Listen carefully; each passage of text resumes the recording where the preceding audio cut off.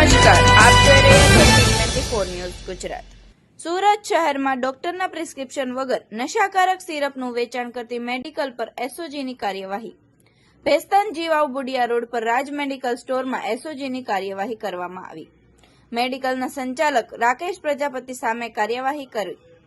આ ઉપરાંત મેડિકલમાંથી અલગ અલગ નશાકારક સિરપની બોટલો તેમજ ટેબ્લેટ જપ્ત કરવામાં આવી હતી।